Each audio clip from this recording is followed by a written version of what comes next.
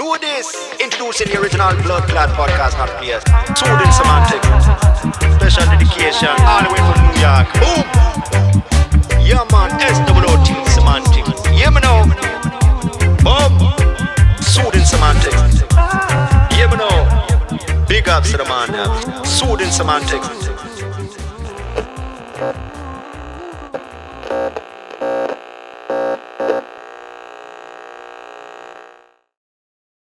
It is time, ladies and gentlemen. Have you been looking for luxury watches for quite some time, or have contemplated doing so, but you don't really know who you can trust and where the best prices are? Look no further. Time for Luxury has got your back. Make sure to check out the site. Some of the watches they sell include Patek Philippe, Rolex, AP, Cartier, Hublot, Richard Mille, and many others as well. Make sure to check them out. You will be very, very glad you did. Welcome to the Soothing Semantics podcast. We have another episode in the works. Today we have Dave Meltzer, ladies and gentlemen. Dave Meltzer is the co-founder of Sports One Marketing. He is an entrepreneur, speaker, author of Connected to Goodness, which is essentially manifesting everything you desire in business and life. You also do Breaking Beyond, which came out recently with Brian Bogart, which comes out every Monday. I had him on recently, by the way, which you may or may not know. Every Monday, 8 a.m. Pacific, 11 Eastern. So make sure to check that out as well. You also have the Road to Revenue and Happiness course, which is free. And there, if I'm missing anything else, let me know. I know I'm sure there are a lot of other things, but we will be obviously attaching all of your social media. Make sure to check Dave out on Instagram. And here we go. So Dave, I met you at the Marriott in Miami. You know, you were giving a lot of good advice and good pointers to everyone that showed up. And I've wanted to meet you and have you on the podcast for quite some time.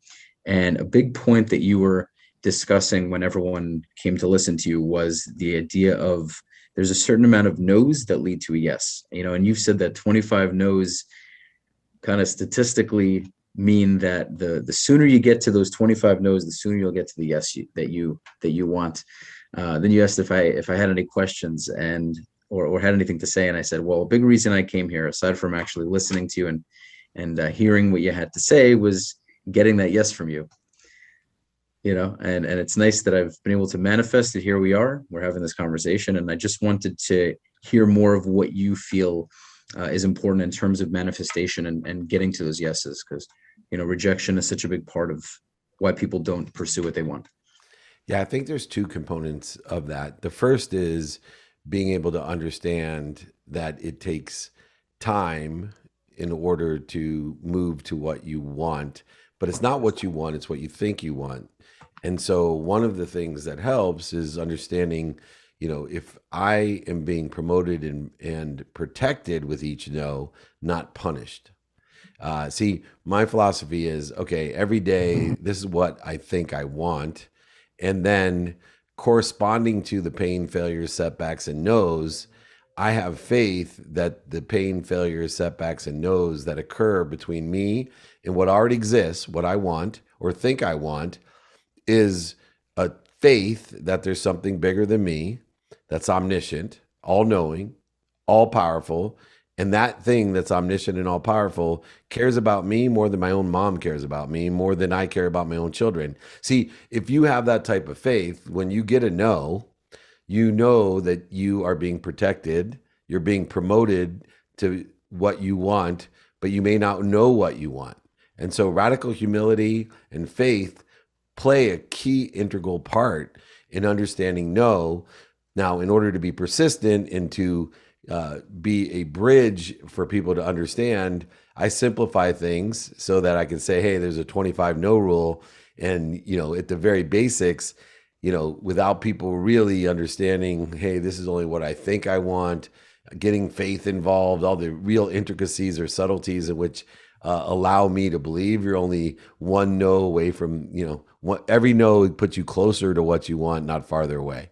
And there's a variety of different ways to say that. But in the end, it requires you to realize, hey, I don't really know exactly what's best for me. So here's what I think I want. And then I'm going to allow the universe to tell me something better or protect me from me doing something I don't want, like sticking my hand in the fire and my mom slapping my hand. I immediately, when I was 3 years old, thought my mom was punishing me, but she was protecting me. So when I don't get the business deal or I get the no, I trust the omniscient, all powerful source that loves me as much as my mom or more is just slapping my hand to protect me, not to punish me. Interesting. No, it makes perfect sense. Although I'm just a bit younger than you, only a good 2-3 years. You look much younger. Really? I mean, the beard gives me a good 10-15 years, Nice. Yeah. So, I mean, the faith aspect is such a big part of it. How do you really, for somebody that's starting with any entrepreneurial venture, how do they apply that? How do they apply that to themselves? Because faith is something that is something different for everybody. Yep. So for me, I understand it to mean as long as I am focusing on what I am passionate about and I understand the consistent, persistent pursuit, that's how you say it, right? Yeah. The consistent persistence pursuit, of my goals and whatever I'm pursuing. Ultimately, at some point, it'll pan out, even if it takes me in a different direction, even if I fail in one regard. Faith and believing that I'm doing what I need to do, and I just have to continue to stick it out. How does someone do that if they're so early on? How do they find that faith? Yeah, I think it stems from knowing what you are in control of. Early on, you're only in control of three things. One, your own mindset. So you take a step removed from having the faithful mindset, but just knowing, one, I'm in control of my own mindset. Two, I'm in control of the heart set. So going into a new venture as a startup or just as a young entrepreneur, reminding ourselves, remembering, recollecting every step of the way that I control my mindset. I control everything I see. I give meaning to everything I see. I can't find outside of me what I can't find inside of me. And then two, I am in control of my heart set, how I feel. So when I feel stressed, angry, anxious, frustrated, guilty, resentful, all the feelings of a startup, of a young entrepreneur just starting out, I have to remember, wait a second, I'm in control of the way I feel. And then finally, utilizing faith to create the handset, the law of Goya, right? Get off your ass, make it happen. The enjoyment of the consistent, persistent pursuit of your potential requires the heart set, the mindset, and the handset, all combined and reconciled to be as most efficient and effective, and which will result in statistical success. Okay, I think it's incredible. I'm seeing that kind of in what I'm doing, and I think just the little victories, and you talk about this, appreciating the small wins and not just focusing on larger wins is a very good way to keep momentum.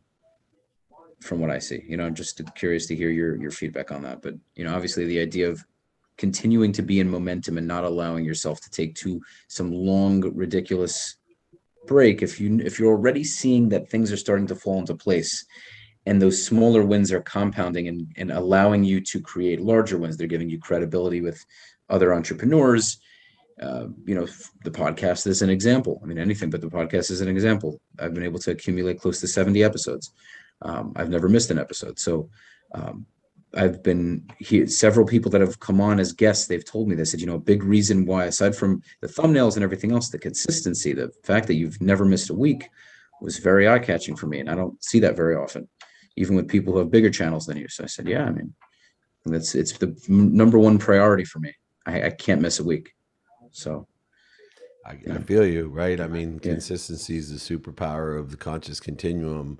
When we do things, and you talk about, big and small, I don't believe in sizing, right? Like, I think that we don't need to put judgments and conditions on anything. So all time off and time on, to me, time is a matter of activity, of productivity, of accessibility, and of gratitude. And so utilizing the man-made construct of time, and in order to be proficient with that time, aligned with what I want, who I can help, who can help me, how best to get it done with those lenses of productivity, accessibility, and gratitude, and prioritization. Prioritization is a big deal. Most people don't know how to prioritize.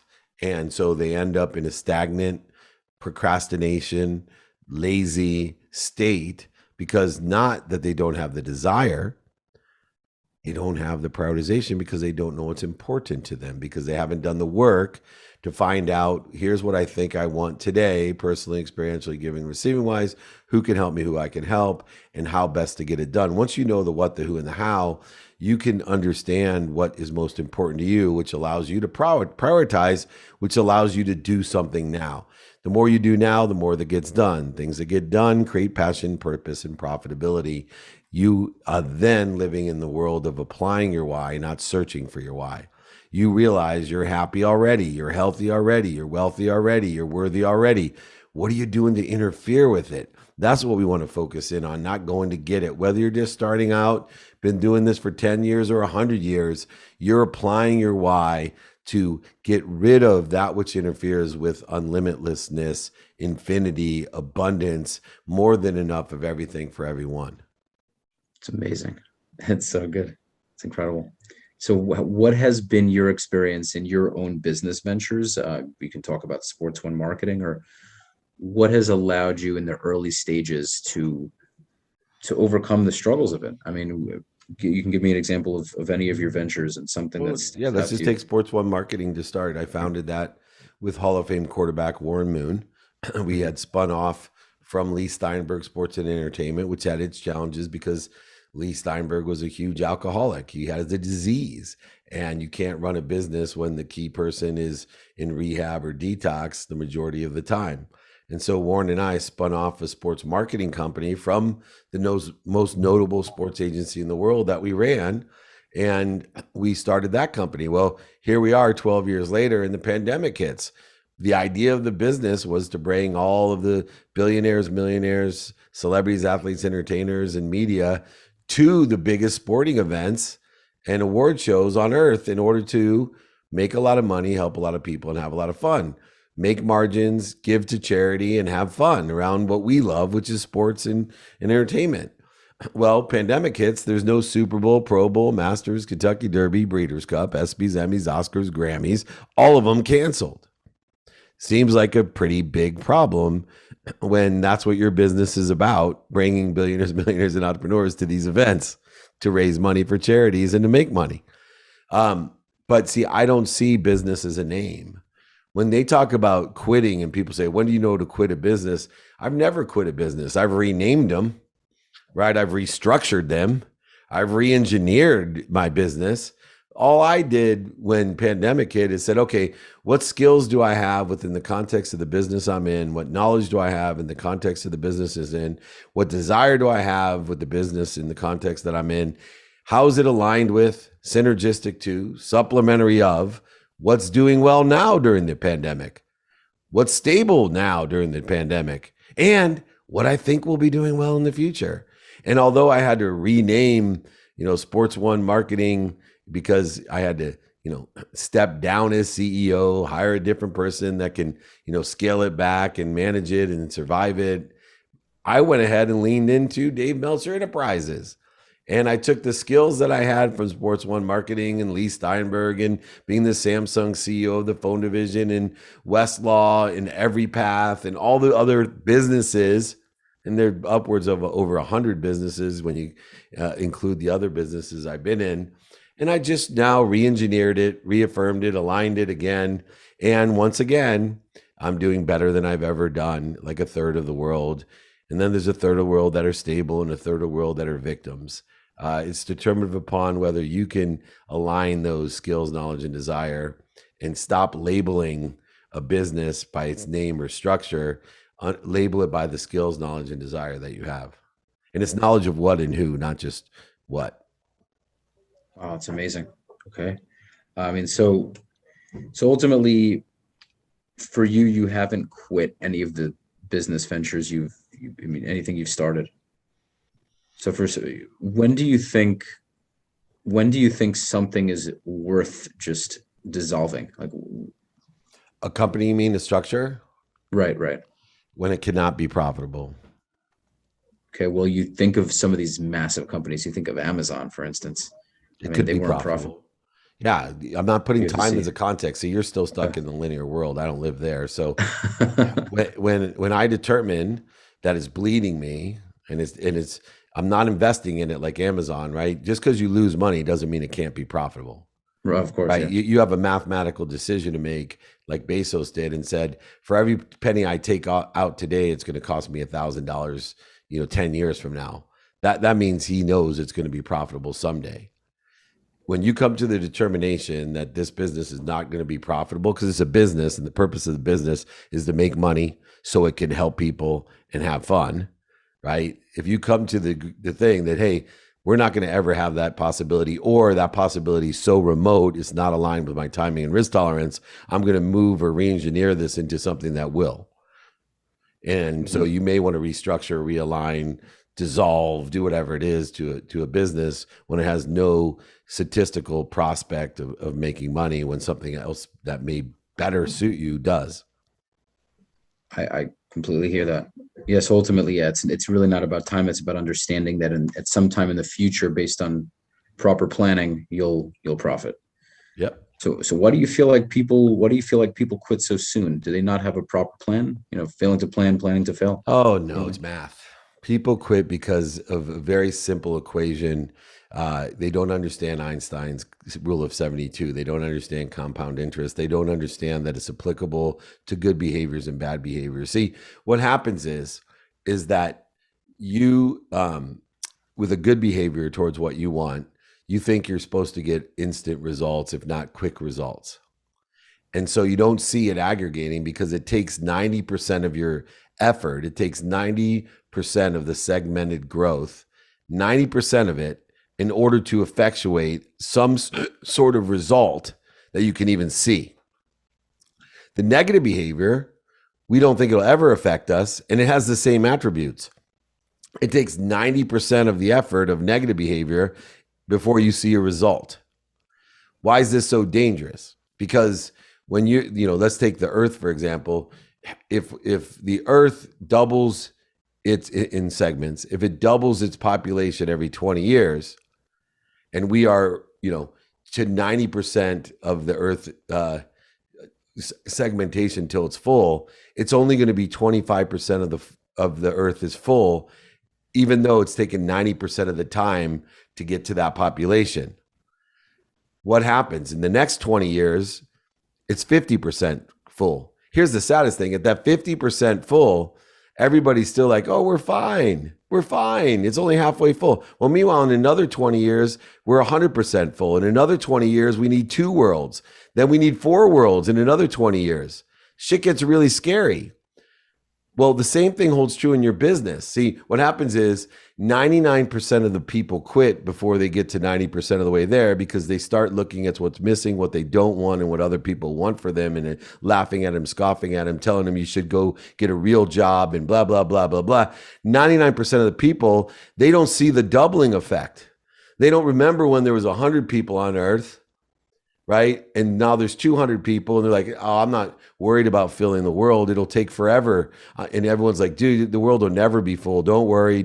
No, you will have and get to 100% of the way if you continue to keep on doubling. And here's the better you get at it, the faster the segmentation occurs. So the first double might be, 20 months, then 19 months, then 18 months, then 17. It gets even faster. But here, like I said, is the problem. 99% of the people quit before they get to that 25% of the way there. Then another 99% of that 1% quit before they get to 50% of the way there, even though it doesn't take that much longer. Crazy. And then more people quit before they get to 100. So when you get to the people that get the exponential results, it's because they continue to learn, grow, and accelerate. They understand compound interest of good behavior and of bad behavior, and they don't look or listen or put attention and intention on what other people are saying or what your inner voice is saying, what you don't want or what's missing. They are focused strictly on putting their attention and intention on exactly what they want, the coincidences they want, and they're enjoying the consistent, persistent pursuit of what they want, knowing that although they can't see it with their faulty senses, the way they see, smell, taste, hear, and touch, it's happening. And they may just seem as if they're 25% of the way there, but the next double takes them to 50, and the next double takes them to 100. I'm always doubling in my head, even in my community. You know, when I started building my brand, you'll appreciate this because you have your podcast. I was blessed to work with Gary Vee because I was helping him with his sports agency, and he helped me with my brand. And he asked me, what do I want? And I said, in year one, I want 2 ambassadors. In year one, he said, ambassadors? I said, yeah, I want 2 people that will find me 2 people a year to watch my podcast, to watch my TV shows, 2-Minute Drill, Office Hours, Elevator Pitch, to buy my books, to hire me to speak, to hire me to be their coach, to hire me as a business consultant, as an advisor. I want 2 people a year that will find me 2 more people. That's how much they're ambassadors of mine. And he said, wow, what's that going to get you? I said, well, I'm 50 years old, and by the time I'm 70, I'll be the most influential 70-year-old on earth. He said, how do you figure that? I said, because I will have 2 million ambassadors getting me 2 million ambassadors in year 20. 4 million ambassadors getting me 4 million ambassadors in year 21. And that's just 2 people every year getting 2 people. In the next year, those 4 people getting me 4. In the next year, 8 people getting me 8. You go ahead and exponentially allow the compound interest of that to take its effect. You get 1% better every day. You're 72 segments away from every day. You're 72 days away from getting twice as good. That's how it aggregates and compounds. That's called the rule of 72. Einstein, look it up. If you get 1% better every day, it takes 72 days. If you get 1% better every year, it'll take you 72 years to double how good you are. But you will. If all you focus in on getting 1% better in whatever segment of time, it's 72 segments of that time until you've doubled. So you do the same thing in your business. You detach your emotions from the outcome. You stop creating resistance in your life, and you do what it takes with the law of gravity by saying you're exactly where you're supposed to be at the right place at the perfect time. The law of Goya, get off your ass, do your best, learn lessons, and have fun. And then the law of allowance will occur because you're happy, healthy, wealthy, and worthy, and you're getting rid of what interferes with it.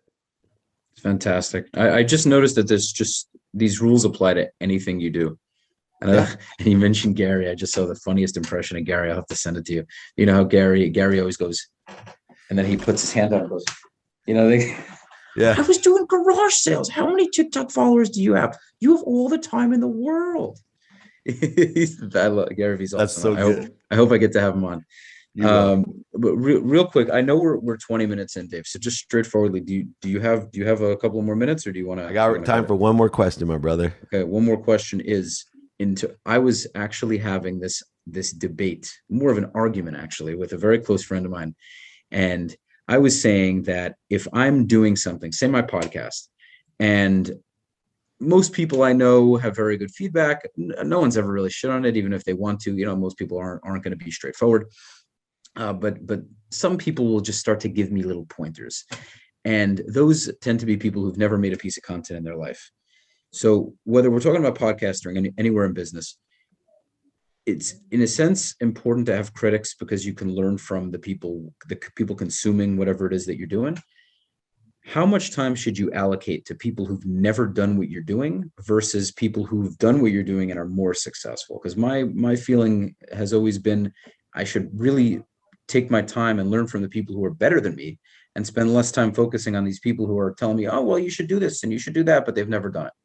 So what's your take? So first of all, it's not better or worse. It's just simply find people who sit in the situation that you want to be in. Okay. And ask them for help. Otherwise, all other advice is sand. All other advice is sand. What do I mean? When we have a handful of sand, we're grateful. We appreciate the handful of sand. All this advice from everybody, even people that we don't like, people that love us. But we're only going to what? Hold on to the sand that is aligned with synergistic supplementary to where I want to be, right? Where I want to be. I want to take advice from people that are already there. And so what do? I, with gratitude, let the sand flow through my hand like a handful of sand, and I hold on to the granulars of the people that have and sit in a situation that want to be in. If I want to sleep better, I'm going to find the expert at sleep. If I want to have, a podcast that's 20 minutes long, I'm going to find someone that has the best podcast that's 20 minutes long, not someone that has 2.5 hours. If I want to have, an inspirational thing, I'm going to find the most inspirational people, not people that just care about me, love me, like me, or want the best for me. I will appreciate their advice. Say, thank you so much. I'll take that under consideration. I really, I'm so flattered that you care. Thank you. And you just let it fall through your hands and say, not worth it. It's a spectrum of bleeding and feeding, man. Feed that feeds you.